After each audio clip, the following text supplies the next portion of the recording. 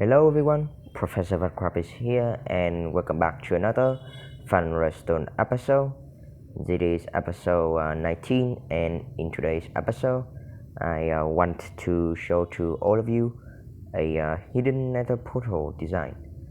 If you don't know what a hidden nether portal is essentially a redstone construction that hide your nether portal away. The reason for it is that if you don't want to see the obsidian, the purple of the obsidian, or the sounds that the nether portals creates every time it is lit, then this is the construction for you. Okay, now let me get to first person like that. So here it is. The whole redstone construction itself is very small and compact. Only 3 whites, as you can see. And here's how it opens. As you can see, the nether portal appears behind your walls, and now it has, and now it has opened, so you can go into the nether. And when you are done, you can just flick the lever again, then it will automatically disable the nether portal and close back, making a nice wall again. And this design, I don't know if this is the smallest design, but this design has a very cool feature, and that is it can be expandable, potentially infinitely, because the way that the double stone standard, the way I use the double stone standard is just this part right here, and this part can be expandable. Can be expanded into like infinitely horizontal and vertical.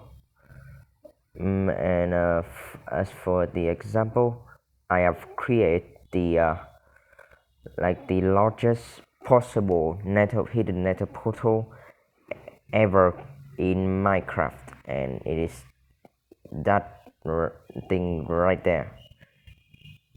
It's a 23 by 23 hidden nether portal design, and yes, pretty big. Here's the whole redstone part for the actual opening and closing. It looks pretty complicated, but all of this is just a all double stone standard, the standard design, and I just hook it up into a central lines here. The main redstone construction, the main redstone part that controls every single thing is this part right here, and this part is the same as this right here. Is the same with a few modification to fit with the space that this part of the hidden nether portal occupying. So now I think it's a good time to open this.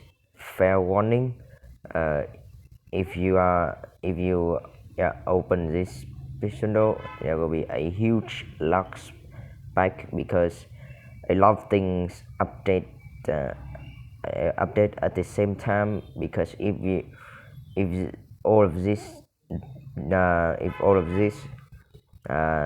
don't update, extend or retract in a nice sequence, like all at the same time, it will break.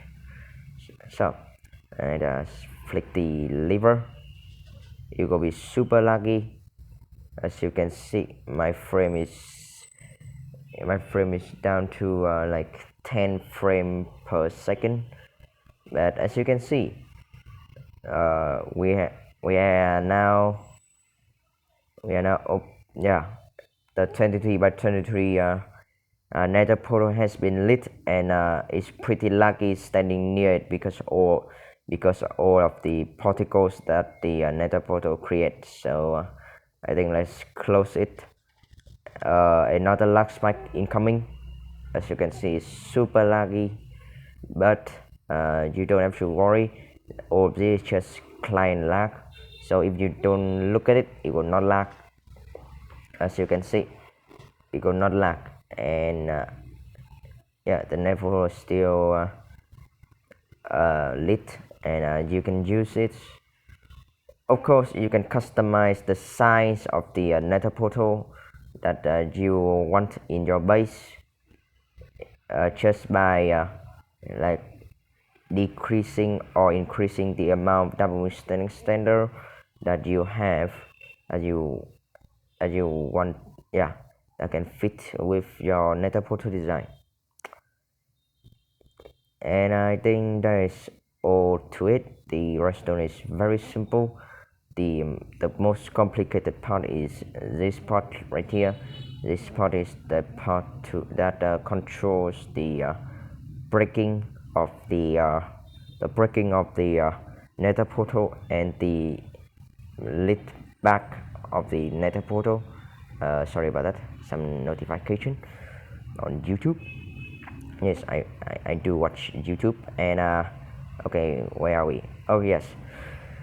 And because I can't use the mechanic that Java has, because dispenser and dropper can be moved by piston, because uh, on Bedrock we can move tire entity block in general. That is a block that contains data, which a little bit like technical, but essentially all of the blocks that can be pushed on Java can be pushed on Bedrock, and dispenser is one of them. And because of that, I have to use these two pistons has to push up the dispenser that is right above it, as you can see, and to one break the nether portal, the nether portal block, and to lit the nether portal again. The mechanics of breaking and lighting is like very simple. Everybody knows how to do it, but if you don't know how I break the nether portal block, is I use water to break it. If you dispense water into the portal block, it will break. And it is this part right here. This part controls the water, the breaking of the nether portal is as you can see. And the lid is controlled by this part right here, as you can see. I think it's a lot simpler to explain it with this smaller version. So first we push up this piston, and this piston push up this dispenser contain water in it, and the water and this piston will give out two updates to the observer, and the observer will update this redstone dust twice, making this dispenser put this dispense is water here, and then immediately sucked the water into the bucket, and at the same time this piston extend and retract and making this item back to its original position. And right after that, this piston extend and give out a and push this observer. This observer will update this block, update power this dispenser, this dispenser, oh, dropper, and this dropper will put an item into here. When you unflick the lever, this item will fall back into this dropper, and all of this will depowered, making this piston retract. This observer detect that, power this piston, give it a short pulse. This piston extend, pushing this observer into this block. This observer power this piston. The piston push this block up here. This observer detects it, power this block, power this dropper. This dropper put the item into this dropper, making this double stander retract, and this redstone block will be retract into this position. Power this repeater, power this piston, push the observer down here, give it a first pulse. Then this part of the observer, because of the moving, because of the piston moving, this observer detects that, update this observer, and also update this observer, which is now in this position, and give it a longer pulse for this piston to extend, and this dropper to like detect that it is being powered by this redstone block, and well, active the flint and steel and lit the nether portal. As you can see, everything happens pretty fast, and yeah, I think that's all to it. And now let's crack on with the tutorial. I will not build that huge one, but I will build this small one. If you want to have a closer look at that thing, I will have a world download in the description, so you can check it out. Okay, so here is all of the things that you need for the nether portal. Let's get all into my inventory, and if you haven't like look at it, then here is, take some screenshots so you can remember it. All good. Okay, so first let's build our nether portal. You can leave the corners of the nether portal if you want. Okay, but in this corner you have to remove it, because here, as you can see, if you put an obsidian there, this redstone dust will power this piston and mess up with this part of the redstone. So yeah, you have to leave this corner, but it's not you will not notice it if you enter it. Okay, now let's get the wall frame in. Here's like my wall blocks. You can use whatever you want. Let's get our circuit blocked. I use here white concrete. Okay, so first I think let's install our lever here, break that block, and try to place a dropper right there, then a redstone dust on top. Try to place a hopper pointing into that dropper. like that. Okay, put a block there. Get your comparator out, a block, and redstone on top. Break these two blocks so you can easily place your piston right there. Oh, one block higher,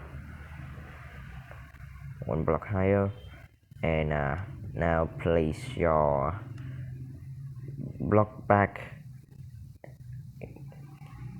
Put one item into the dropper. Get a sticky piston and place it right under the dropper, facing this way, with a redstone block attached to it. Get a helper block so you can easily place your dropper facing into each other with another item in it. Put a sticky piston right there, another right there, so it's the same level with this. Get your dispenser out and put it facing this direction, both of them. Okay, already. Okay, now let's get your circuit block out again. Place it right there with a comparator like that, a block like that with a glass block right here, and another block here with a glass block here. We have block on top of this piston facing this way, and a redstone block right there. Also replace this with a dropper or a block that can be powered and give out a signal, like an update to this observer that the observer can detect. I use here dropper, but you can use redstone lamp here or dispenser on piston. Oh, sorry. Okay, place a piston right there with an observer right here. Get your unmovable object. I use here glazed terracotta because it's match the color match with the circuit block that I use. Place a block there, a redstone dust on top with a sticky piston right here and a redstone block right there. Okay, so I think that's all to it. Now let's put your water bucket in and let's check if it works. Yes, it works. Okay, now let's continue. Let's place a sticky piston right there with a block, another observer there with a sticky piston, an observer with the face, the detecting face in this direction, a block here with we have sticky piston, a block, an observer right there, as you can see, and a dropper facing this direction, and an observer, a dropper facing into each other vertically. Okay, let's get our next item right there. Now let's put a piston right there with an observer and a block right there. Okay, now let's get to the double piston extender. So get a block here with a comparator right there with a block and redstone dust on top, another block with redstone dust on top, an absorber facing downward, a redstone dust here, repeater set on 3 ticks like that. Get your sticky piston here and get your slump block out, placing it like that, and blocks in front of the slump block with a redstone block right there, a block here with a repeater, a sticky piston facing downward, absorber facing this direction with a repeater, set it on 4 tick, a block here, absorber, and you are done. Now let's put the flint and steel in there, or fire charge if you are fancy, and yeah, you're basically done. Now let's put blocks around it so you don't have to look at the ugly redstone part. Okay, and I should all works, as you can see. It all works. Okay, I think that's all for this episode. I hope you guys enjoy, and I will see you guys in the next episode of Fun Redstone. Thank you for watching. Goodbye.